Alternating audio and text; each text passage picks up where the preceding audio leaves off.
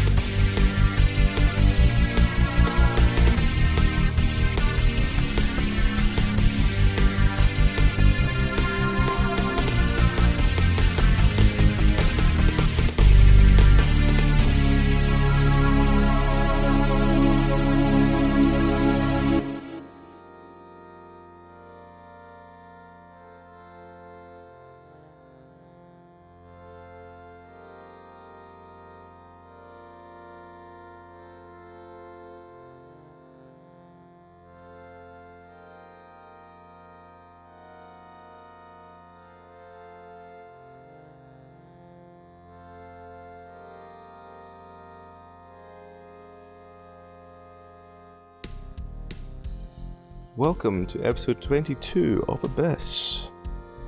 Who are you? Who did you play? And to celebrate Ride the Wind Day, how is your favourite way to ride the wind? Starting with Layla.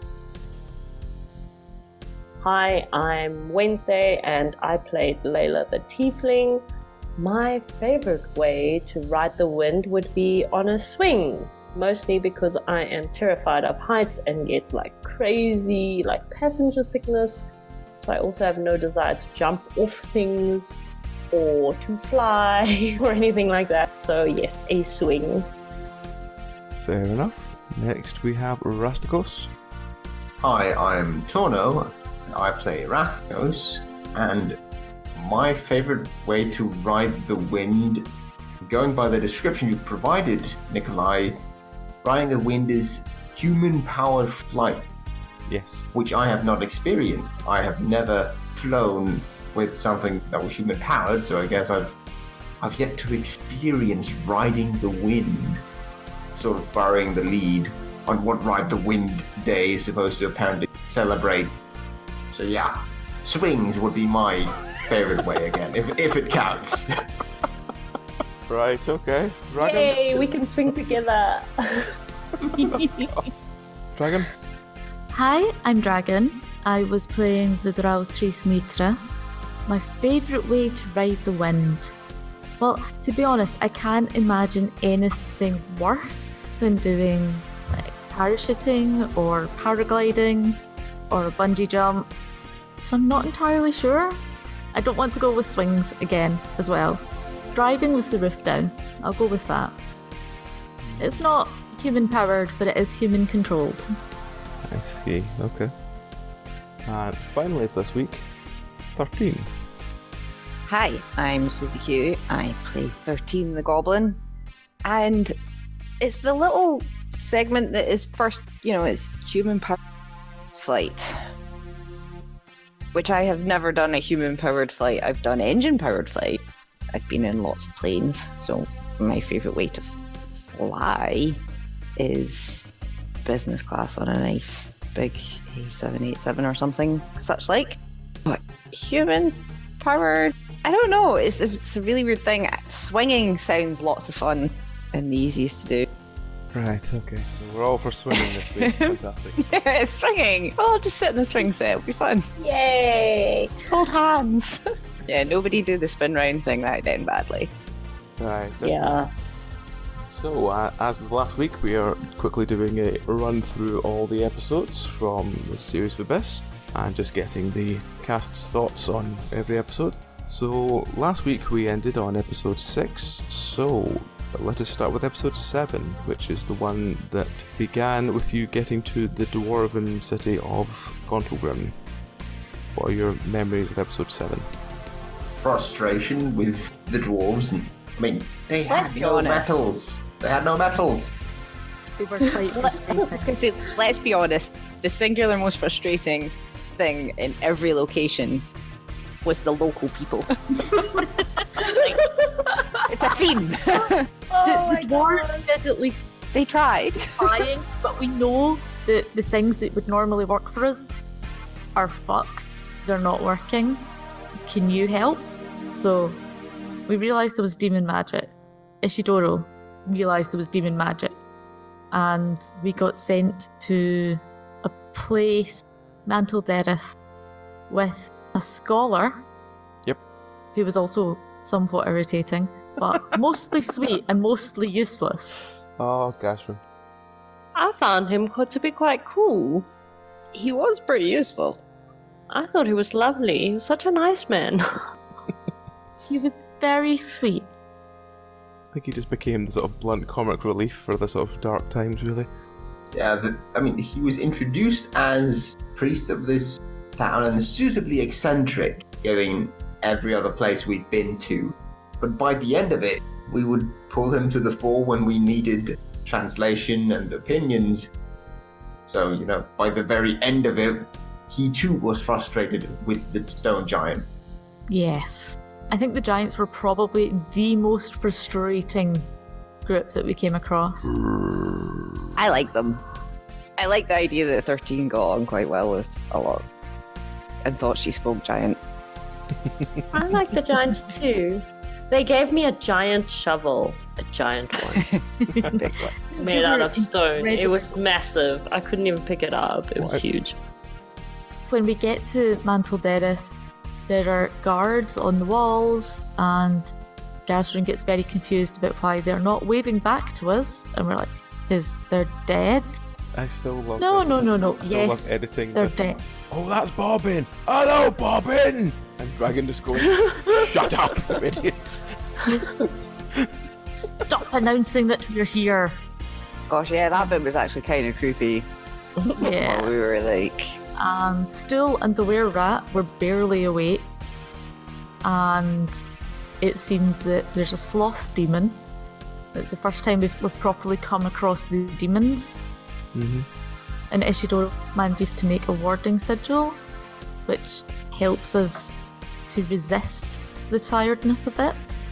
Stool wakes up screaming that a big green thing was going to try and eat him. And then 13's like, oh, I had that dream, but it was really friendly. Yeah. I remember that. 13 had a Still fun sees dream. Still sees the teeth that's trying to eat him. 13's just like, it is friendly and smiling. Well, you know, oh my gosh. when 13 smiles at people, it's not exactly a pretty sight. So she knows how that feels when you smile and then people just scream and run away. It's kind of Fair. hurtful. Nala was still with us at that point, and she got offended by all the talk about big evil green things. Yeah. So we stopped talking about big evil green things. She also had an interesting smile. Definitely. Mm-hmm. When we got inside, eventually, because it was creepy, we found that some of the guards from the slave camp were inside, and there was a Quaggoth who had escaped, but he was also dead. The Quaggoth that you escaped with when you escaped from the chain gang, and he ran in here and then killed all the Drow. Mm-hmm. But was the Quaggoth not also dead at this Yes. point? Oh no, he wasn't dead, no, but he died when you were there. If you remember, he was snoring and then he sat up and his eyes went grey as if he did his... Yeah. When we went upstairs, and there was a dwarf moving around and its eyes were white, and it was talking like it was controlled by the demon, and there was this like really fancy multifaceted black gem. We managed to kill the dwarf, kind of apologising as we did so, and Gershon explains that we need to destroy the gem in a holy place. You didn't kill the dwarf And- though, you went back to check if it was still alive after and it had died after you destroyed the gem. You didn't kill it before you left. Okay. Yeah, did we not just grab the gem and run away with it? Yeah. Because my Fair notes enough. for that is 13 thieved a soul gem. And I just remember the description of her running in, picking it up, screaming and running away. Yep. Because for whatever reason, the sloth demon didn't seem to affect her I overly think much. that was when you so- threw the jar of hornets at the dwarf. Oh. And it didn't work. But 13 ran in anyway. Just remember that plan lasting so long, trying to work out what you were doing, and then you were like, right, we'll do it, and then you get upstairs and it just doesn't work. This is why I don't make plans. Running and screaming always works. So is there anything you want to know about the story for this, or do you want to just keep covering it? And I'm intrigued about the battle that was going on, because didn't we see a whole bunch of different, like, banners? Mm-hmm. But we never really figured out, like, you know, how many dwarves had been involved in this basically sort of what somewhat happened, epic battle. in the version I had in my head anyway, what happened is the dwarves had retaken this stronghold from the Drow, and basically the dwarves had somehow managed to beat back this sloth demon, even though the sloth demon, even in the book, is just like, no, I'm in a gem, I'm not going out, happy in this gem. So the dwarves had kind of gone mad, or been devoured by a sort of sleep-eating style by the demon, and then they'd always been, like, you know, bumped off one by one, and they still sort of looked like they were at their posts and stuff and just fallen asleep and been killed. That was mostly what was going on. Yeah. Yeah, because there was definitely that impression that they just kind of sat down and never gotten up again. Yeah, it was just trying to create the sort of sense of horror again for it, that there was a sort of abandoned post with all the bodies sitting at their guard spots and stuff. Thought it kind of worked. It did. It was very creepy. It was absolute that sort of, oh shit, what are we going to find in here? Mm-hmm. Well, that was the plan for it. And then you stole the black gem and ran away and smashed it. Yes. And then the with a city hammer. didn't look like humans. Yep, and then the sort of wave of sleepiness sort of was removed from the whole city of Goblin, which was interesting. Then you went back to check if the dwarf was dead, and it was. And then you came back, and I think that was the end of that episode. I think so, yeah. So, episode 8 began with you again turning up to see the king after a couple of days off, and this was the point where you were introduced to the giants. Yes. The giants have asked for help to rid demons from the great libraries of Graven Hollow, wasn't it? Graven Hollow, yep. They Raven basically Hollow, were very yeah. intrigued that you'd managed to destroy one demon, and they wanted to know how you'd done it.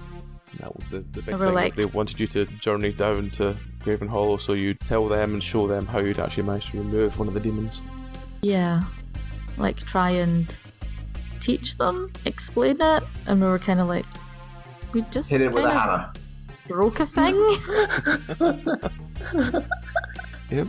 What I did find hilarious in this episode was that you asked for money, and they said, we don't have money, we've got stone, will that do? Yes. I want a hat and a big shovel. And then you got all This is these what money for happens when you episodes. leave 13 in charge of None of negotiation. you remembered you'd asked for these things. when it I'd came like to later point on. out that none of the rest of us asked for these things. I knew that I'd Um, asked for a shovel. I think Layla asked for a shovel, I think Nal asked for money, I think 13 asked for a hat. I can't remember what the rest of you asked for. I asked for armor and I got stone. That stone armour did you quite well though. I never used it. You used You just carried it around. It helps build your muscles and like thicken your skin, so you Think kind I'm a- of naturally I'm more- develop more armor. Yeah, just think how much fitter you are for wearing stone armour everywhere. So funny. And there's a reason that I think almost at the first chance I got, I basically said, okay, now since I've got my own bag of holding, I'm shoving the armor down there so I don't have to wear it everywhere. Yep, basically, yeah. Took quite a while, but yep. 13 was pleased with her negotiations. Yeah, She did get a hat. She did get a hat, yes, a very wide-brimmed stone hat. But it was impossible for her to wear because it was too heavy. She'd never specified that she needed to wear it though. She just This is wanted true. a hat. Just wanted a massive hat. I'm trying to remember where you went in that episode with the giants.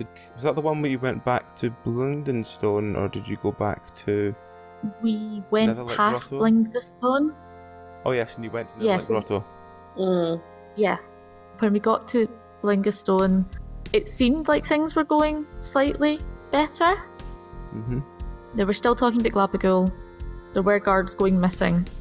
But Jill was chatting away to Eric, and Eric asked him to say thank you to Rasthikos, and then asked if his hammer was enchanted. Yes, because it was Eric trying to Which was find a out little more about creepy. what's going on. Because it was creepy as fuck. This might be just wondering about things in some more future episode, but did any gems get destroyed by A, something that wasn't my hammer, and B, that wasn't obviously magical in itself, like Dragon Breath? I don't think any gems get smashed by anything that wasn't your hammer. I think you smashed all of them. Apart from the dragons. No, because the dragon didn't destroy them either, did she? Oh yeah, No, the dragons just killed the creatures. Yeah. This is just a random hammer we found in a warehouse. It wasn't even a weapon hammer, it was just a sledgehammer. Always the best kind of hammer. Humble origins. In fairness, sledgehammers weigh a fuck ton, so I'm not surprised. And to be fair, it was also in the warehouse where the magical dragon spunk cream was. So there may have been a residual effect. It's true. They even had magical cauldrons. Yeah, I mean, there was a lot of cream in that warehouse. Those cauldrons were big. That there were, yes. There were a lot. Anyway, so you got back to Netherland Grotto, where the Myconids were all running around crazy. Yes. So then you managed to lag your way into the ceremony by convincing them that you've been put on the guest list. Yep. Indeed. We did very well. But we realised before we actually got there that something was going worse, was getting more wrong, was that the mushroom that was providing the light at Netherlight Grotto, the lights were changing every 7 seconds rather than an hour. So it was like flashing quickly. So there was very clearly something getting worse. Yep, there was a lot of weird shit going wrong with Netherlight Grotto. Yeah. And then we get to the wedding. Yeah, then we get to the wedding. That wedding something. was dodge, yeah. So you get taken through to the wedding. You get sat down, and your answer is to try and sneak forward where you're already like the furthest forward of anyone. And then You like to be involved, okay? And then this giant green jelly appears. Yep. And it was like, oh, okay. This thing's huge and scary. And then it eats Philo. It does and eat dissolves Philo. And Philo flickers from being Philo to being this massive demon, and then just changes into a gem. And as the hubbub goes around, all around, the gem gets spat out, and then the jelly sort of wanders off. And this is the point where Layla has to smack Rasthikos with the shovel. Yes. I didn't have to smack him. Ishidoro said nobody touched the gem, and Rasthikos picked I it grab up. it. So I hit him. Yep. It's just as well you did. I was prepared to have an excellent moment of temptation and potential corruption cut short by shovel to the back of the head. Shovel to the mud. I like our very direct approach, though, to dealing with like demon possession. It usually involves hitting someone in some form or another. Knocking the sense back into them. Exactly, or the even devil realize- out of them. I didn't even realize there was going to be any kind of demon possession. It was literally like instinctual when Ishidoro said, like, nobody must touch it. And I was like, oh, so nobody's supposed to touch it. You know, it wasn't for any other reason. And then, so Rasthikos ended up with a concussion, unsurprisingly, with a marble shovel. All I remember most about that episode is the jelly turns up, Stool goes, that's friend Eric, and Ishidoro decides he's going to run back to the cart to get the barrel of salt. Oh yeah. Yeah. So we could put the gem in the salt barrel. We did do No, that. I'm sure he had some idea about like tipping the barrel of salt over the giant gelatinous cube thing. That would have been Because unfortunate. he was also pretty convinced that salt would fix all of our problems. Yes. Yes, It this is was true. a definite that salt will fix everything for a while. Salt does generally fix everything, guys. And it was, we need to bless the salt. And I'm just like, sitting there going, why? Why do you need to bless the salt? So it protects us more against demons. To be fair, you were the one picking up from Dante's Inferno, so True. any similarities from that to modern, I don't know, demonology and the ideas of blessings and salt protection and the like, You can't control our media consumption and the assumptions made therefrom. True. Yeah.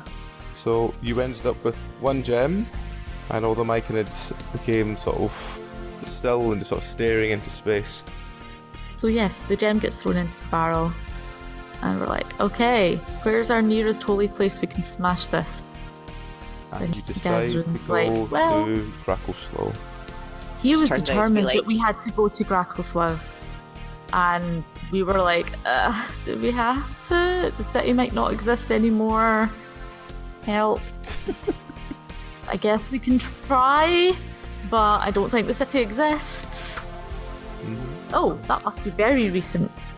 Yeah, recent. Yes. Let's say that. So, unless there's anything you want to ask about episode 8?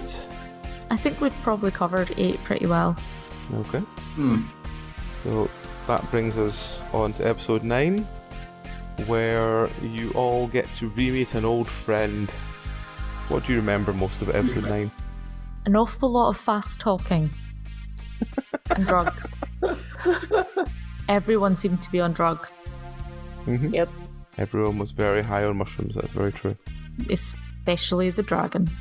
First, the dragon wasn't, intentionally on them. He had been, fed them in his food. Yeah, but in fairness, I don't think he would have minded if he had known about it, so... So, you make your way into the remnants of Grackleslow. Yep. You do end up getting captured at one point because Gazram is singing. We get caught very quickly. Yeah, I don't Yes. remember why Gazram was singing. Why was Gazram singing? I don't know. I can't remember. It's not in my notes why he was singing. It was something that you were all trying to be quiet about something.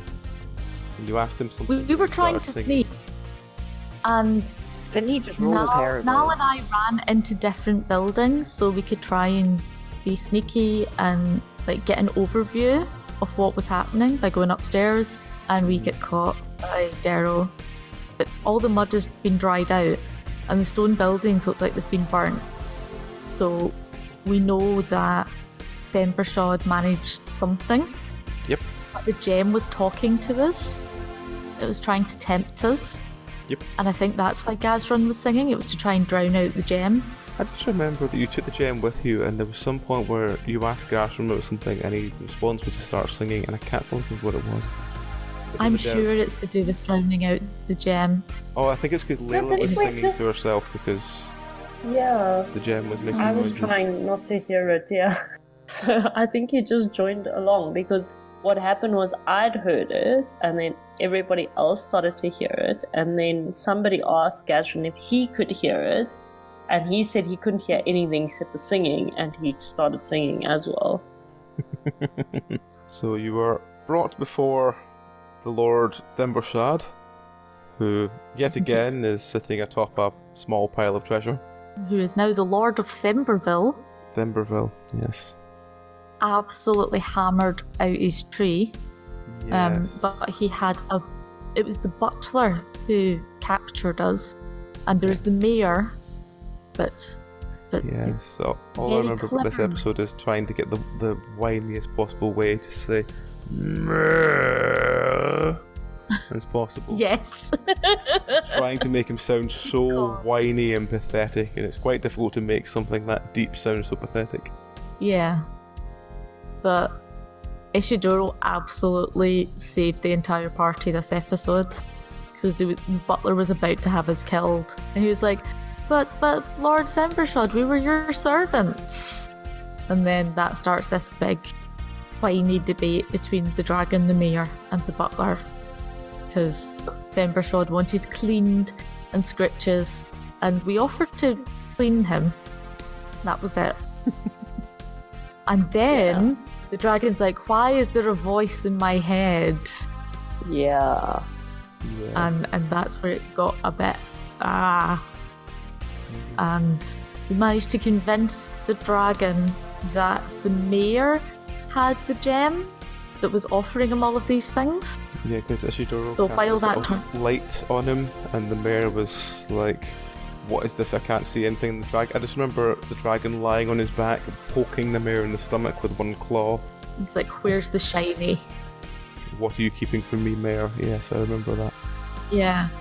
And then Rasthikos, Gazran, and Layla charge off to destroy the gem heroically. Find an anvil so that it could be blessed, so we could smash a gem. Yep. Yeah. Whereas the rest of us were just kind of there like, yeah, the mayor's totally keeping something really important from you, Lord Thembershad. Such a useless character. Well, compared to how he is in the book, yeah, he's such a useless character. Fair. In the book, I'm sure he's far more clever and far more, thought out, but in our version, no, he's a whiny dragon. He's high on just a mushrooms. babbin. Yep. I thought I would get more reaction when he was like, all dragons need to have their food, and this, massive truck is brought out with, dwarf limbs being thrown to him. I thought that was going to get slightly more reaction than it did. When they're alive. No. Nope.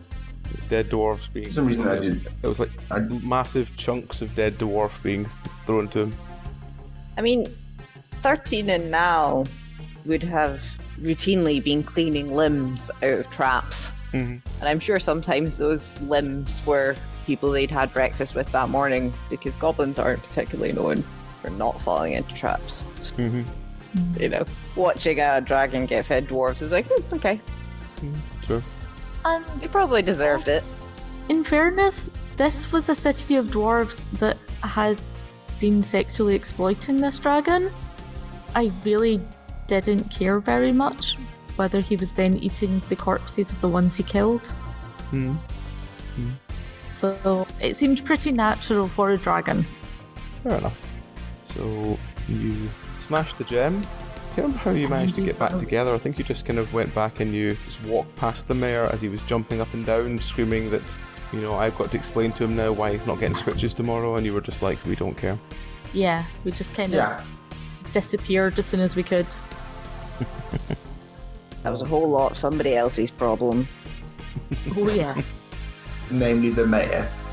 Yep. Okay, then after that, I think we got on to the giant mushroom, which was literally the end of the episode of you went up to see the giant mushroom to see what you could do about it, and it was the giant mushroom versus the giant ooze. We did lose something in Themberville. What was that? All of the bottles that we stole from there to begin with. We That's lost true, all yes, the bottles. you did. You handed them over because Ishidoro tried to convince him it was medicine, I think it was. Yeah. Surely they should have recognised it though. Well, I suppose it was high-end face cream. I don't know how many of them would have seen it. And I was going to say the bottles were probably all stained with paprika and stuff, so if they were just rammed in the paprika bag, it wasn't. Yeah, so that it would paprika be bag very did so orange. well. So then you went up to the giant mushroom, where all I remember about episode 10 more than anything is Ishidoro being obsessed by being unable to explain the concept of bowl, and yeah, that's all I really remember from this episode. Well, I think this is the first episode I missed. I think so. Yeah, so we got to the giant mushroom, and Basidia and the Myconids are trying to cast as much healing magic as possible onto it, because there's a black slime that's attacking it. Mm-hmm. And the mushroom is throwing out spores to defend itself, but when the spores make it melt, that liquid then poisons the ground, and it's just really quite grim. They're also incredibly freaked out at still being so happy despite all of this, because he should be one of them and still doesn't give a fuck. He doesn't, he's just kind of like, still not giving a fuck, as Stool is just gone mentally.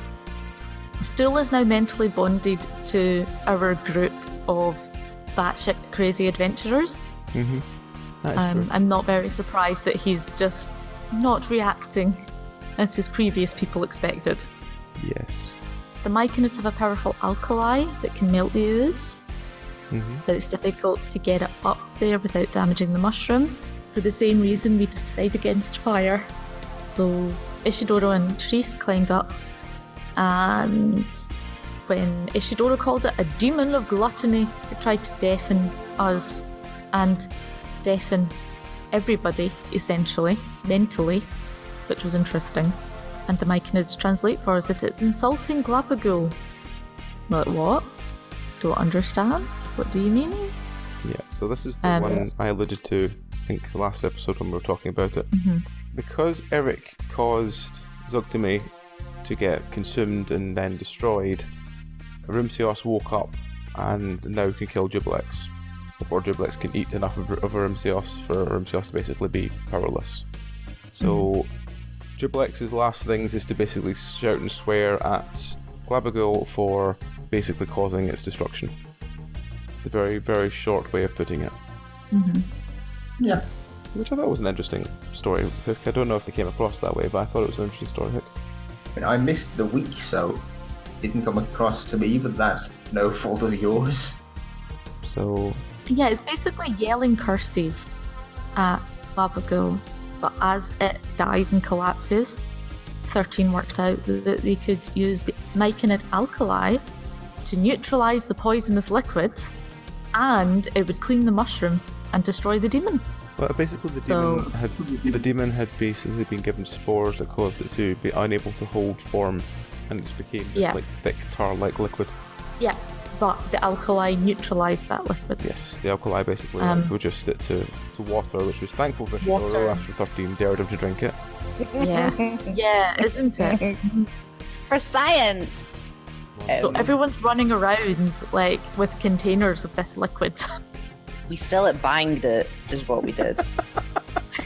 Bang! And the dirt is gone! And then there's all this steam, and then we find an orange gem. Yep. And it does have infernal runes on it, which say something about foods. And then we all got really, really hungry. Yep. And that sucked. And then you had Eric telling Stool to tell you it was sorry to the gem. Yeah. And Ishidoro was insistent that we had to have a bucket carry the gem in. Yes. Not a basket, not anything else. It had to be a bucket. He was running around for ages trying to find that bucket. Is this the source of the bowl confusion? Yes. Yeah. The myconids wove us a bucket to put the gem in some of the alkali liquid. Stool helps us work out that the gem demon is Eric's father. Trace lectures the gem, who gets very petulant, and she's then told, do not lecture the gem. So yeah, she gets told off for telling the demon to stop being such a dick. Yep, that was basically that episode. Ishidoro was kind of the hero of that episode, so it's unfortunate Shiraz couldn't be here tonight. Yeah, he'll be back for next week's one. Yeah. So after that, you went to Slipty Dip. What do you remember about being in Slipty Dip? It was grim. Really grim. It's word a mess. We had our strange creature thing as well, couldn't we? And we were trying to because we had convince it to go through the rub. Yeah. Oh yeah, because this is the episode where I started screaming at it and Gazran.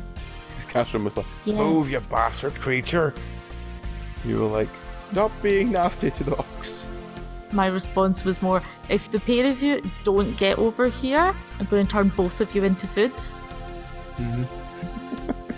But yeah, while all this was going on, we had to leave the cart behind, although we kept the op. We kept finding Kratoa corpses, but the heads were twisted by 180 degrees, and it was really quite grim. Yep, it was the death. So there were quite a lot of corpses.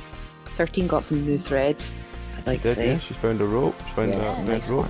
Oh, it was the orange rope you and an orange one. It was the orange. Yeah, it was the orange rope first. Yeah. And it had 20 stab wounds through it into the body. Yep. And that was the body that we found in a fountain. Yep. And then further on, we found the cult leader, and she was the one with the red cloak. And there's a note in her pocket that only 13 can read, saying, daughter, do not trouble with deep father. The sea mother is our goddess protector. Yeah. And then we can see the demon. I mean, I tried to get as many sort of heretical references in as possible. I thought this would have been the episode you kind of gathered that it was some sort of...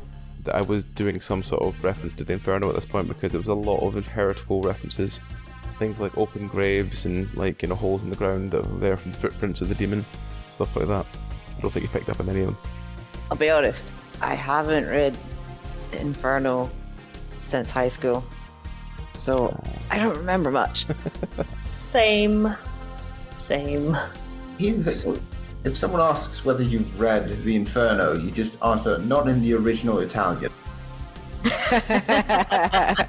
This is true. That's very true, yes.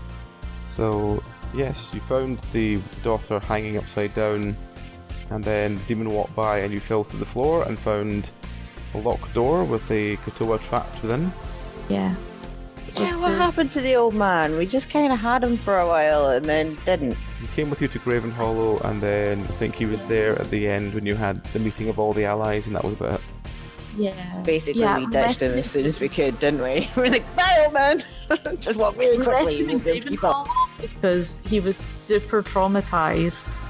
All his people were dead. Where did he end up at the end, though? He did. Yeah, like all the different people were.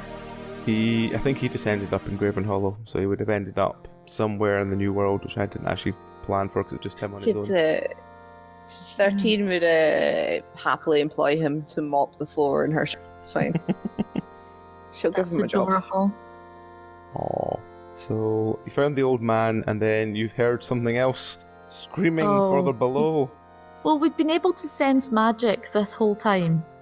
And then we realised that we were about on the right place, but it was further down. And, this fucking sword in the tombs. I think we should let Layla discuss the sword. Why is it a fucking sword? No shame, guys. That sword was lonely. It needed some company. Sounds like you've really come around on that sword. Just because it's completely useless doesn't mean it can't have friends, you know. It's just really rude. The one time you find a use for it is the time you're not there. Yeah. Yeah, because like the only other time you tried to use him was like you kind of tried to throw him at a demon. And to be fair, he was afraid of the demon. Yeah, I mean, we were running away, and you're like, it was fucking Demogorgon. I can't blame it for being scared because we were. No, but it's a sword. Come on. It wasn't scared of Demogorgon. It just got hit too fast. It's like I wasn't ready. Yeah.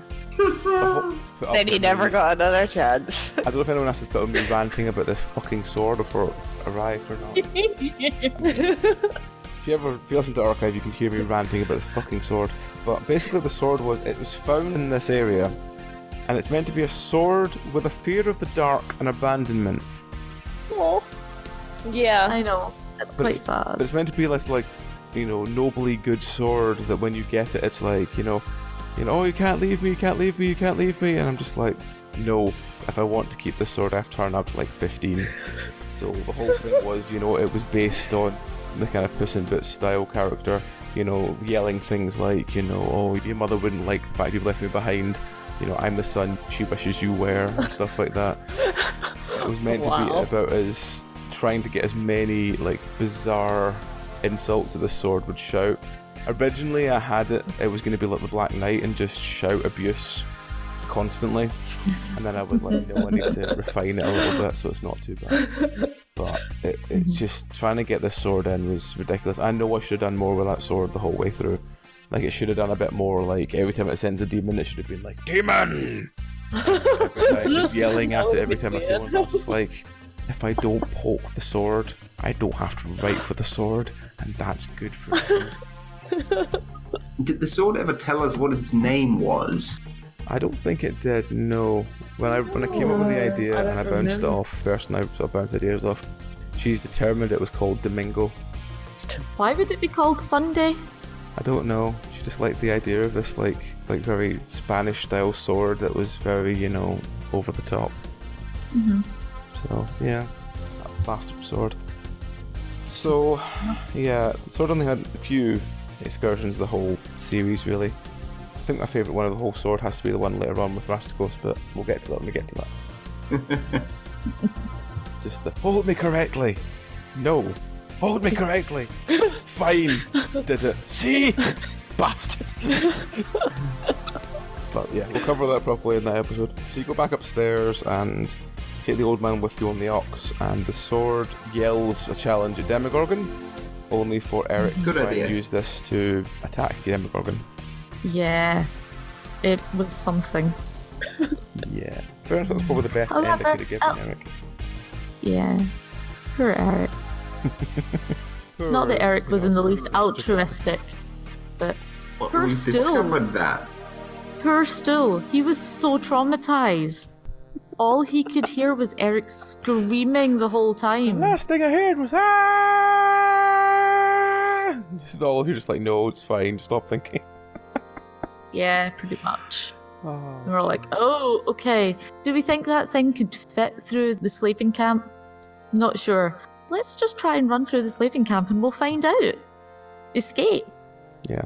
So, yes, you all sort of ran to the sleeping camp after a very weird attempt to take down the demon and Trish's wild magic fires once.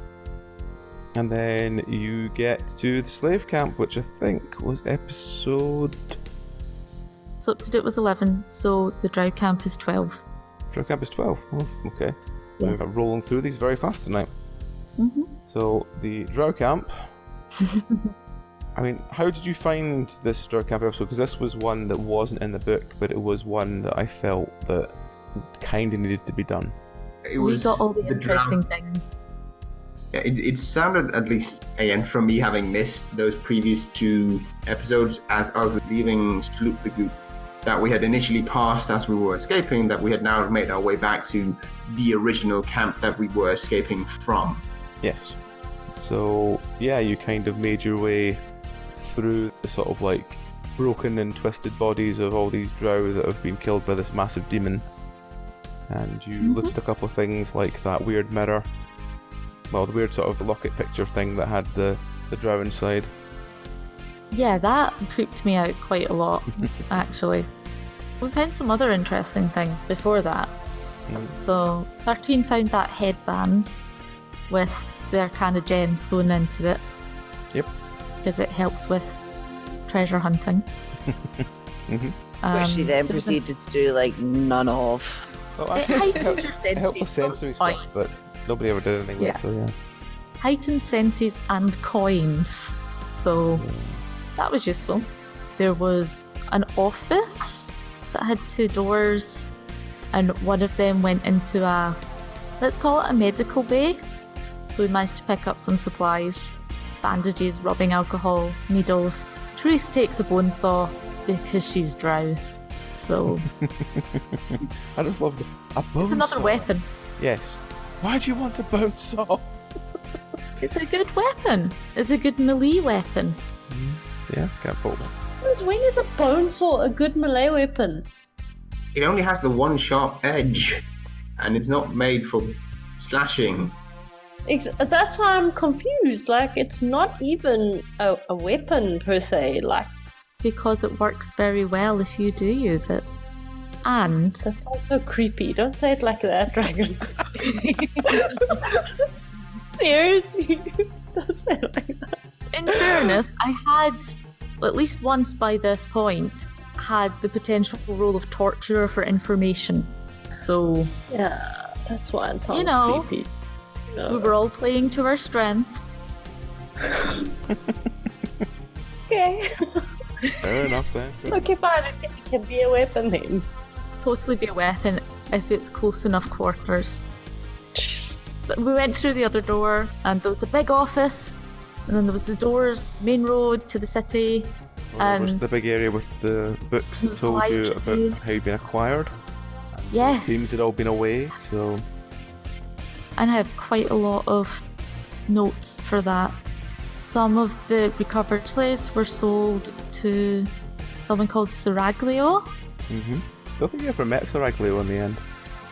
No, we didn't. Seraglio was in charge of the pleasure palaces in the city of Mensbranson. Ah, okay. So there was a goblin and an elf sent to Seraglio from one work party. And then our work party that escaped was 3 deep gnomes, 1 recovered dead, 1 goblin, 2 orc, 2 dwarf, 1 human, 1 traitor, 1 dragonkin, 1 Kritoa. No, it was 2 traitors. I was like, wait a minute, there was a second drow, was there not? Yes, there was. Yeah. Then the Quaggoth, and what they described as a minor demon. And then I hid that bit from Layla because she's not a demon. Yeah, I'm totally not a demon. Sort of. Layla was far too sweet to really be a demon. She's our demon. Oh. Yes. Still not a demon. Still not a demon. She's our not demon. And we found that the owner of the slave camp was Elvara Mizrim, whose symbol was the scorpion. And there was a letter from the city that was vaguely threatening, saying to return the slave collars, otherwise they can't catch more slaves. And a letter from Saraglio bitching about defective slaves. What did you think about the slave collar concept, by the way? I really liked it. I think it worked really well. That was an idea I came up with. I was trying to think how the Drow would do it, and I liked the idea that they would have these barbs that would have some kind of either poison on them or something that would just stun whoever had them on just until they were taken off again. Yeah, I don't know where the idea came to me from, but yeah, I thought that would work for why none of you remember how you got there, and also like how they know they can just transport slaves without, you know, needing like huge armed escorts kind of thing. No, it did. I think it worked really well. Like, it made sense. So everything like tied together quite well with it. Yeah, I mean, yeah. Okay. That was the whole thing about, if we have to mention something, there was the whole thing with the magical taser. Oh god. Yeah. which did return. Yeah. Was it in this episode or in a later one where he stumbles and tases himself? It was this one. Yeah. It was this one that I think he tried it originally on his foot and knocked his own foot out, and then later on he tried to stun someone else and tripped and fell on it. Is this the one? I have a note here that says now missing a finger, got it back. Yes, this is the 113 lost her finger because she put it into the lock, trying to lockpick, and then she put her hand inside the lock, I think it was, and then it got stuck. And then somehow she got her hand back out, but the finger was missing. And then, just like, oh my god, Layla pulled me out. Why are you guys trying to traumatize me like this? How was it? Yeah, you just pulled me out. 13 I literally wanted to forget about that. And then 13 just put her other hand in and pulled her finger out. It was like, ta-da! Oh, I God. just remember 13 standing around going, look, and just keeping it up her nose and stuff like that, and everyone's just like, what are you doing? And she's like, oh my gosh. I mean, I think 13's one of these creatures that just doesn't register pain. yes. I think goblins might have bred kind out of of like them for years. Yeah. And we also really, really murdered some folks. You did, yes. We killed a couple of drow who turned up. No, did we kill 2? Yes, No, we killed a lot of drow. There was 3 drow that turned up and you killed 2 of them. Drow. I think you kept the 3rd one. We really murdered them. It wasn't just killed. Yeah, they were really murdered, that's true. In fairness, they were bringing more slaves. Yep. And they were wanted to go back to Menzelbransen to report us. Yep. I was thinking this was the first episode that 13 sort of became Stitch and sort of running after the drow on all fours. Yeah. Because I tried and failed, and 13 did really well. Yeah, 13 rolled real good. Is that Goblin's Fury? Before that, though, I wanted to ask about the locket. Yes. Who did the locket link to? I had an idea that it would link to one of the Drow Menzelbransen, but when I came to actually reading Menzelbransen, I couldn't find anyone that kind of tied well enough, so I just went, they're either dead or gone. It's one of those ideas that it would have been one of the high up Drow that was just kind of trying to keep a sort of spy master kind of thing. But when I read through Menzelbransen, because we changed Menzelbransen from being a sort of sneaky to being a sort of well, it's quite open and, you know, smashed down and there's all this that's going on, it didn't really feel that there'd still be spy masters and stuff there. So it was sort of another loose end. I just had to it's kind of past its, you know, not going to go anywhere. Okay. But it was linking, like a magical link. Yeah, it had a link, sort of spy master link. It was kind of like a sort of seeing orb, but it's more sort of one-way thing. See, that's what I assumed at the time, but I wasn't sure if it was right. Yeah. It was basically a kind of like a sort of seeing orb, but it was much more of a sort of one-way, like you could report to it and stuff like that kind of thing. So it would be much more suited to the sort of Spy Master style and Spy Master in sources. Mm-hmm. It worked quite well. Triss was really pretty freaked out about it. Yeah, I mean, a lot of things I tried to do in Abyss was I was trying to find like proper horror things that would like actually get a reaction. I tried to use a couple more of them than I did in, like, for example, Curse. I tried to do a lot more subtle horror rather than sort of like generic horror or over the top horror, trying to be sort of more sort of subtle hints to something that could be going on rather than like obvious reflections, if you know what I mean. Mm-hmm. I think it worked really well. It was definitely quite creepy, and was quite concerned about putting things in the same bag of holding as it, just in case.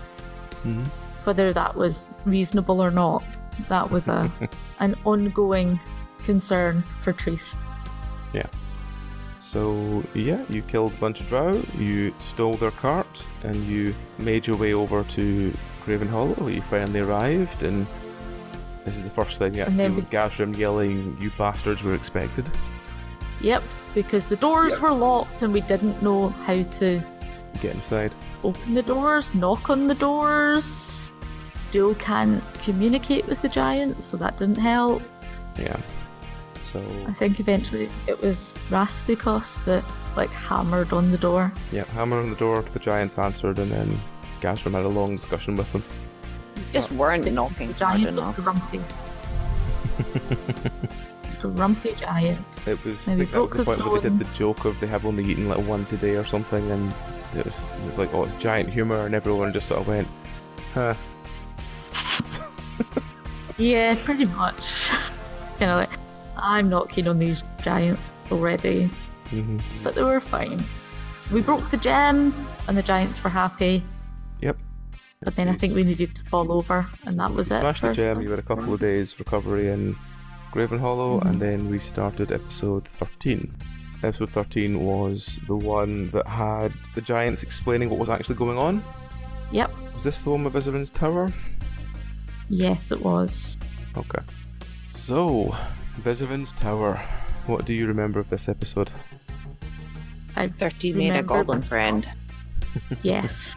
This is the one that started. It was a fabulous library.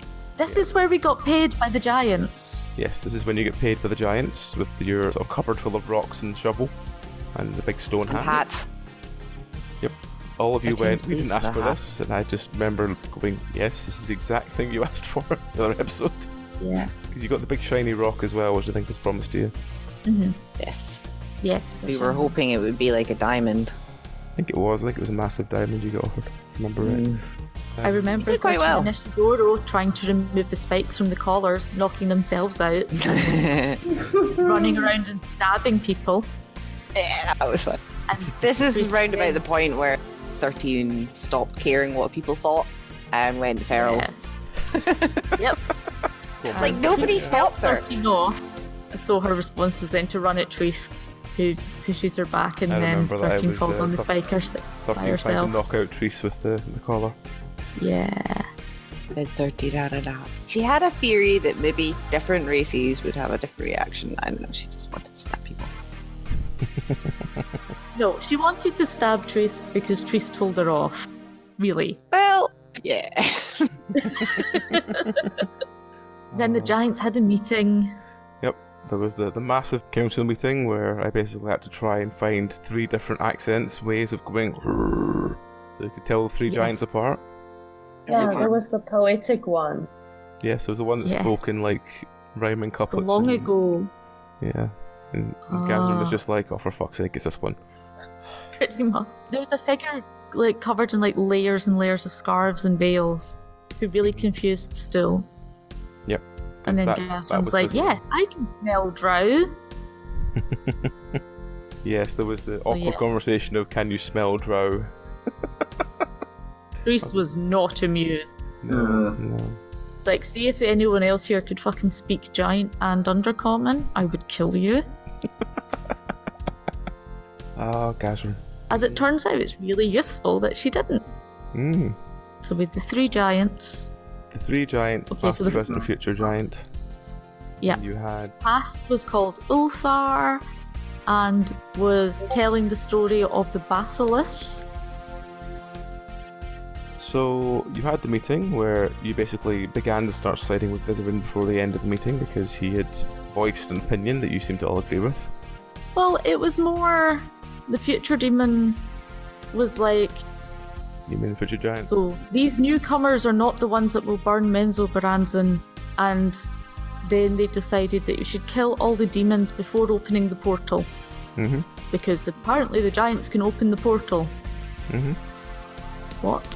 And Vizarin, the veiled figure, was like, no, if we open the portal, we can get reinforcements and kill the demons that way. Stop being ridiculous. And there's a whole thing about the creation myth and that it was such a tiny area, and then we're in this tiny little pocket plane inside the Underdark. Yep. I mean, I think this is one of the first episodes to actually express what was actually going on for where you were. Yeah, I think so. I think it had been sort of heavily hinted at. Yeah, it was So- heavily hinted after Gotnogrim where they're like, we can't get out of here. Yeah. Yeah, like the dwarves had dug every which way, and they're like, we're not even sure which way's up. Yeah. We were like, oh. That's not good. Okay. And nobody knew where they came from, they were just there. I mean, I think that if we'd ran out of the abyss the way it was intended, where literally it's you go up, you find your way to the surface, you fuck off for X number of months, and then you come back, it just wouldn't have felt the same rather than this, you can't leave, there's something weird going on. Yeah, there was an urgency of being trapped within this space. Yeah. Like, it was round about, I think, maybe it was round about when we were actually meeting the dwarves, we were starting to realise that there maybe wasn't a way out. Because we were pretty convinced, like, oh, if we get to this group, they'll have stairs. Yeah. Nobody had stairs. Yeah. Yeah. But the weird thing was everybody was dead accepting of the fact they didn't have stairs. Like, yeah, we just don't have them. We're like, but, topside, hello? Yeah. Yeah. I think And then we went his tower. Yep, then you went to see We went Venice's tower. Yeah. What do you remember about that? I remember there was a helter-skelter around the outside, and there was what I have got called in my notes, a good little goblin answers the door. Because he needs to ask if we're there to kill the master. And we say no, so he deactivates the traps. But if people lie to him, then he has to release the creature, and then he has to clean up. Mm-hmm. It was really What I cute. found hilarious is you were all like, what creature?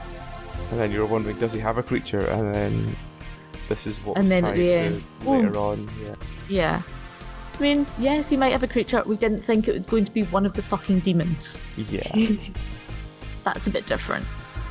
I But mean, 13 realises whole- that like everything in this tower is connected to itself. yeah. The whole thing with Vizarin was very much under the effect of the demon, which was the demon of envy. Mm-hmm. Which is why literally everything he was like, just like built up in this rage about this person that apparently stole his ideas. Mm-hmm. So why was he such a hoarder then? It was just weird. It's just, I was trying to find a way to sort of put envy across, and it was either like, they're jealous of your life, or they're immediately like, I must have your thing because your thing's, I'm envious of you having that thing. I'll give you anything you want because that must be the thing that gives you power. Yeah, That he was was the very only way I felt I confident. could. It was the only way I felt I could convey envy without it being just, he tries to think that he's better than you at everything, because that just felt like Because he was really, yeah, the sort of, one of the giveaways was sort of, I can't remember what we were trading with him for, but I think maybe it was Ishidoro's. He brought out something, and then Vizarin was all like, oh my god, I must have it, you can have whatever you want out of these piles. And we're like, Yeah, and it was something pretty rubbish. yeah. Yeah, it was the fact that as soon as he gets it, he loses interest in it because he's just like, oh, well, it's just this. And he sees it for what it really Yeah, is got once it. he's got the trade. He's just like, oh, well, this is just this, meh, just chuck it away. It's literally only had value to him while it's someone else's. Yeah. So, I mean, yeah, that in my was it. head, his tower looked exactly like, Merlin's tower in the cartoon version of Sword of the Yes. Yes. That was the image I Yeah. had in my head. Especially when you described all the books and stuff, like they were holding up the ceiling and stuff too. Yep. Yeah, he was very such a sort of very weird tower. Proper mad wizard in a tower. Oh yeah. I approve. I love wizard stereotypes. It's my favourite thing. There was another game we were in, and my character had been looking for a wizard. It was called Frank, but she was pretty sure that wasn't his real name. But she was looking for this wizard, and then she found him. And the day she met him, he was wearing robes that had like moons and stars on them and like a big proper wizard. And it was amazing. And it turned out those were his pajamas. That's fantastic. Yeah, he was brilliant. He like lived in a proper treehouse and had goats, and it was everything you could ever want from a wizard. So don't be afraid to throw stereotypes at me, because they delight me every single time. Well, stereotypes, tropes. Fair enough. So, after sort of listening to him rant about how it's somebody else's problem, you basically It's the given a weirdest list. shopping list I've ever had. Yeah, you're given a list. The list does exist in the book. The list is more kind of weird in the book. It's more weird. Mm-hmm. There's more items on it. Okay. It was the quite Null Blood weird. wasn't on it. The Null Blood was something I put in because I was like, it's going to be something that I want to see how you try and transport Null Blood. I didn't expect you to just put a Null body into a bag of holding and say, we'll grind that up. It worked! It did work. My God. But the worm egg, the mushrooms, and the angel feathers were all on the list originally. I think there's a couple of things. I will find my book for next week. I don't have it on me at the moment. Well, he tells us where to find them as well, which is useful. And then how to walk through the labyrinth. Yes. And then 13 gets very excited asking about the different kinds of traps there are. And that was adorable in a kind of gory way. She likes traps. Yeah, so that's really... And beasts that have been taken over by demons. Oh yeah. So Bismarck's kind of a weird character. I think in the book he's far more sensible. Whereas in my version, I was just like, I'm just going to make him a full-on nutjob. Just full-on consumed by, like, this bastard stole my idea. In the book, isn't he the one who did the summoning of demons? In the book, I think he was the one that... Basically what he needs the list for is to make a thing to summon all the demons to one place. So you can have them just fight each other. There's only one left. Yeah. But I felt that the way we were doing things, that wouldn't work, so I just made it to be a portal out here that he needed the mats for. I mean, that's the thing though, putting that in, not to like get all ahead of ourselves, but it kind of gave us because if we picked the right dialogue options and whatever else, I'm sure we could have got him to actually make a portal. Possibly. He just kind of went insane at the end. Yeah, he went insane because he gave him the book, and he was just like, oh, what's this? Yeah. And he just went nuts from it. Well, we couldn't read it. So... Well, we shall get into the final 6 episodes next week. So what's everyone's general thoughts on the sort of 7 episodes we've covered tonight? They were a lot of fun and interesting. A lot of like weird new stuff that came in. I think we saw a lot of character development as well, because this was the sort of period as well where we started seeing how sort of, for example, Layla, how brutal she could be, and then how bad she would feel about it after. You know, there was a lot of character development, like Triss started opening up a little bit more. Rasthikos was pretty determined that smashing all the gems is the way forward. And a sort of driving force behind that. And Ishidoro tried to get other people to be the guinea pigs for tasting food or drink rather than himself. It's almost like this was the tipping point where we all started going a little bit mad in the kind of way that the place was kind of mad, and the more involved we were getting, the more crazy and daft and reckless all the characters were getting. Triss was starting to feel a little bit... Essentially, she was kind of, okay, if there isn't a way out of here, I'm going to make it as difficult as possible for the bastards to take me down. Which is partly why she had the bone saw. Because she was just like, okay, there doesn't seem to be any other options here. So I guess I'll go back to my training. Oh, that bone saw. was an incredibly useful bone saw. Especially once we got into the labyrinth. That is true. Yeah, I don't want to talk about that. That's fine, that's not tonight. We'll get into that in depth next week. So I guess on that note, we will end this episode. So everyone just needs to say goodnight. Good night. Good night.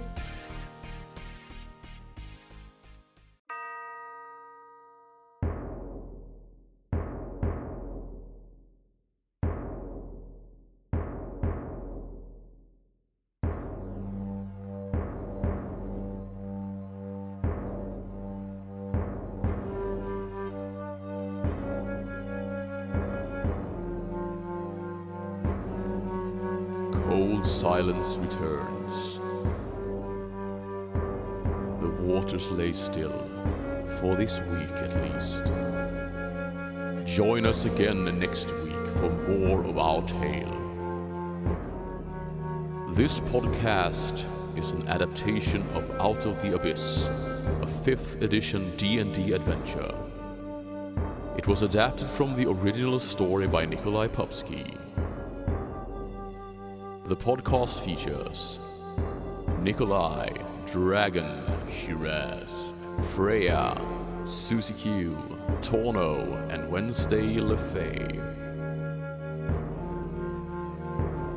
All music was written and performed by Daniel Boström.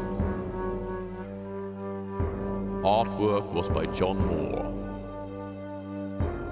And if you, dear listener, wish to acquire your own sets of finest metal or acrylic adventuring dice, then journey through the Underdark to dndice.co.uk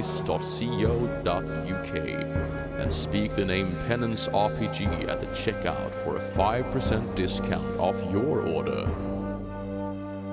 Farewell and Godspeed, for we fear the madness is closing in.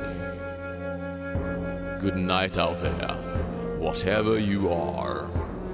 Ha ha ha ha ha ha ha.